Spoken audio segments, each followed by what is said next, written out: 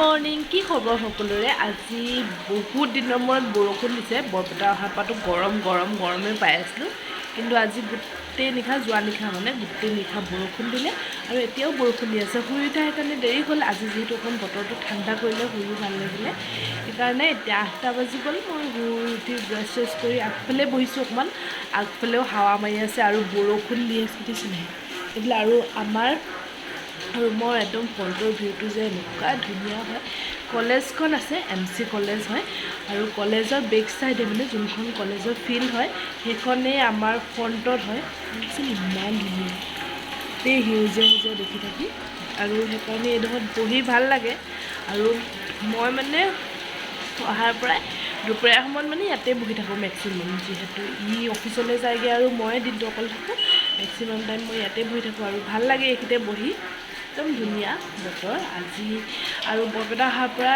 এনেই মানে অকল বজাৰখনলৈকে ওলাই গৈছোঁ ক'তো মই জেগা চিনি পোৱাই নাই এতিয়ালৈকে সেইকাৰণে ভাবিছোঁ আজি অকণমান ওলাই যাম জানো বৰষুণটো যদি এতিয়া চিপকৈ বৰষুণ দি আছে ডাঙৰ বৰষুণ দিলে ওলাই নাযাওঁ বাৰু অলপমান যদি বৰষুণ কমে আৰু বতৰটো ঠাণ্ডা হয় আজি ওলাই যাম বুলি ভাবিছোঁ সেইকাৰণে ব্লগ এটা ষ্টাৰ্ট কৰি দিছোঁ অহাৰ পৰা একো ব্লগ দিয়া নাই আজি যিহেতু 4th Saturday year second Saturday আজি ইয়াৰ অফিচ বন্ধ সেইকাৰণে দুইটাই ভাবিছোঁ আজি বৰপেটা এক্সপ্ল'ৰ কৰিম নতুন জেগা চাব লাগে জেগা সেইকাৰণে ভাবিছোঁ আজি এক্সপ্ল'ৰ কৰিম কি হয় নাজানো বতৰেহে ক'ব বতৰ এতিয়া বৰষুণ দি আছে বতৰ যদি ভাল থাকে তেনেহ'লে আমি কেইটা যাম আৰু সেইকাৰণে চবকে দেখাম বুলি ভাবিছোঁ যিহেতু আমাৰ ফালেও চাগে মেক্সিমামে বৰপেটা দেখা নাই মানে সৰুৰ পৰা ময়ে বৰপেটা দেখি নাপাওঁ অসমৰ বহুত মানুহেই চাগে আমাৰ ফালে মানে উজনি ছাইডৰ মানুহে চাগে দেখা নাই বৰপেটা সেইকাৰণে ভাবিছোঁ বৰপেটাখন ধুনীয়াকৈ দেখাম বাৰু ঠিক আছে ভিডিঅ'টো শেষলৈকে চাব আৰু যদি কোনোবা মোৰ চেনেলটোলৈ নতুনকৈ আহিছে তেনেহ'লে ছাবস্ক্ৰাইব কৰিবলৈ নাপাহৰিব এতিয়া যাওঁ কামবোৰ কৰি লওঁ একো কাম হোৱা নাই ঘৰত মানে শুই উঠিছোঁহে ৰুম চুম অলপ চাফা কৰি লওঁ তাৰপিছত আকৌ ভিডিঅ'টো দেখাম এয়া সাজি কাচি ওলালোঁ মানে ভাত পানী খাই চব ৰুম চুম চাফা কৰি একেবাৰে ওলাইছোঁ বাহিৰত ৰ'দেই দিলেগৈ বৰষুণ নহয় বতৰটো গৰমেই হ'ল তথাপিও মেখেলা চাদৰ পিন্ধি ওলালোঁ মানে সত্ৰলৈ যাওঁ বুলি ভাবিছোঁ বৰপেটাত সত্ৰ জেগা যিহেতু সেইকাৰণে ভাবিলোঁ আজি সত্ৰলৈকে যাওঁ সেইকাৰণে মেখেলা চাদৰ পিন্ধি ওলালোঁ সত্ৰত পিছে মাইকী মানুহ সোমাবলৈ নিদিয়ে বুলি কয় জানো বাহিৰৰ পৰিৱেশটো চাব পাৰি হেনো জানো চাই লওঁগৈ কি হয় আৰু আপোনালোককো তালৈকে লৈ যাওঁ সত্ৰ দেখাবলৈ ভিডিঅ'টো শেষলৈকে চাই থাকিব আৰু বতৰটো এতিয়া বহুত ধুনীয়া কৰিলে বৰষুণ এৰিলে যদিও ৰ'দ দিছে যদিও মানে ঠাণ্ডাটো কম আৰু এইকেইদিন যিহে ধূলি হৈ আছিলে বৰষুণ দিয়াৰ পৰা মানে চব যেন চাফা হৈ গ'ল এনেকুৱা লাগিছে আৰু আমাৰ ৰুমৰ পৰা একেবাৰে ওচৰতে বেটেৰী ৰিক্সাত আহিলেই পায়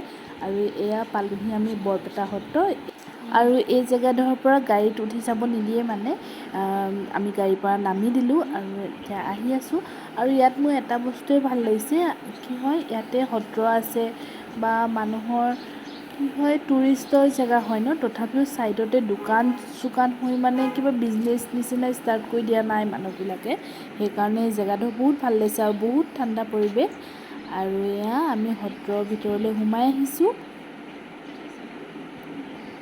আৰু এইখন গেটেদি আমি সোমালোঁ মেইন গেট আৰু এখন আছে কিন্তু আমি প্ৰথমতে এইফালে পালোঁ সেইকাৰণে এইফালেই সোমালোঁ আৰু চাব না পৰিৱেশটো ইমান ধুনীয়া মোৰ যে দেখিয়ে ভাল লাগি গ'ল মানে আৰু যিহেতু ভিতৰত সোমাব নিদিয়ে সেইকাৰণে বাহিৰৰ পৰাই ক্লিপবিলাক ল'লোঁ এয়া মেইন সত্ৰভাগী লগতে তাৰ চাৰিওফালৰ পৰিৱেশ আৰু এইবিলাকত ইমান ধুনীয়াকৈ মানে বনাই থোৱা আছে ন ৰামায়ণ মহাভাৰতৰ কাহিনীবোৰ বৰ্ণনা কৰি থোৱা আছে ইয়াতে এই ৱালবিলাকত ইমান ধুনীয়া ক্ৰাফটিং কৰিছে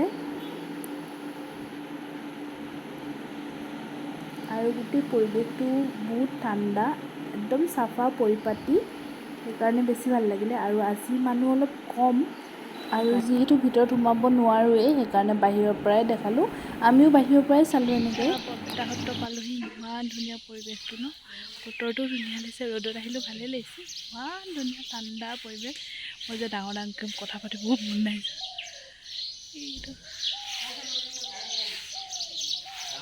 এইভাগি মেইন সত্ৰভাগী তাৰ ভিতৰলৈ মাইকী মানুহক সোমাব নিদিয়ে বোলে আৰু ল'ৰাবিলাকেও মানে একদম ধুতি চুৰিয়া পিন্ধি আহিলে সোমাব দিয়ে কাৰণে সিও সোমোৱা নহ'ল আৰু মোক সোমাবলৈ নিদিলে মাইকী মানুহ সোমাব নিদিয়ে বুলি আৰু সিও নিপিন্ধিলে কাৰণে সোমোৱা নহ'ল সিও সেইকাৰণে এতিয়া আমি পৰিৱেশটোৱে লৈছোঁ। এনে ইমান ঠাণ্ডা, কিন্তু বহুত ভাল লাগিছে পৰিৱেশটো আহি।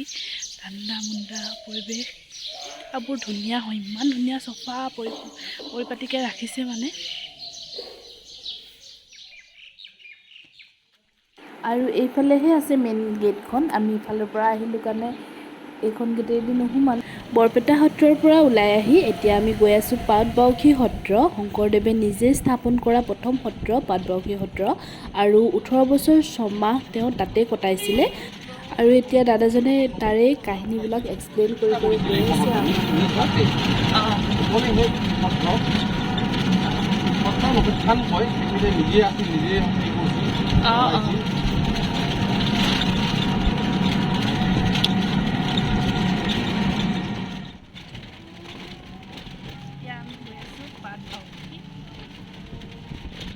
আৰু বৰপেটা সত্ৰৰ পৰা প্ৰায় 20 মিনিটৰ ৰাস্তাৰ পিছত আমি পালোহি পাটবাউসী সত্ৰ।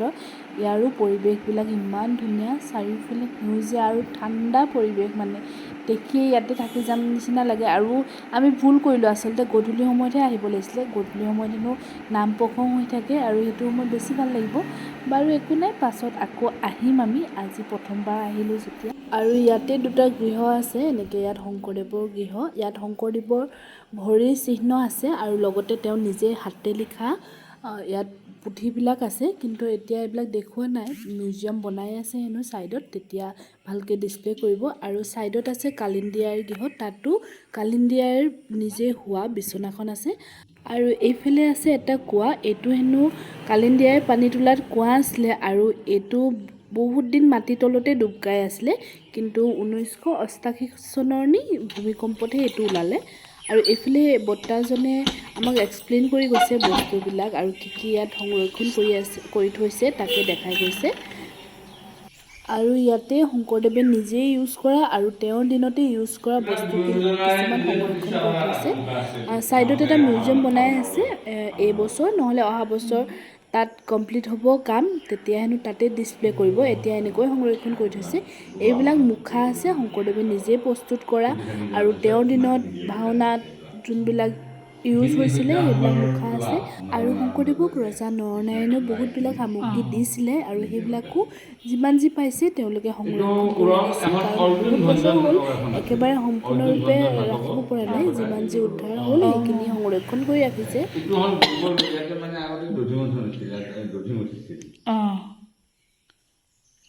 এইখনো এখন গুৰু আসন, এখন গুৰুজনাৰ বাসগৃহত আছিল। ইয়াত চাব পাৰে আপুনি, গাজাল ব্যৱহাৰ নাছিল, বিনা গাজাল হৈছিলে বস্তুটো, গাজাল ব্যৱহাৰ নাছিল। এই শৰাই দুখন চিলাই গুৰুজনাক দান দিছিল। সেইখন কৰৈ গছৰ বৰপীৰা, কৰৈ গছৰ তেওঁ শাস্ত্ৰ লেখা বিৰাখন আছিল। প্ৰথম সত্ৰ স্থাপন কৰোঁতে লগত আমাৰ পাতৰ দৰ্জা আছিলে। এতিয়া ইয়াত পাটবাউসী সত্ৰৰে প্ৰথম। আৰু প্ৰথম সত্ৰ পাটবাউসীয়ে, ইয়াৰ পিছতহে যি সত্ৰ পালে আকৌ শেষত ইয়ালৈ গৈছে। আৰু এইটো হ'ল কালিলৈ ধান বান্ধা ঢেঁকী আছিল।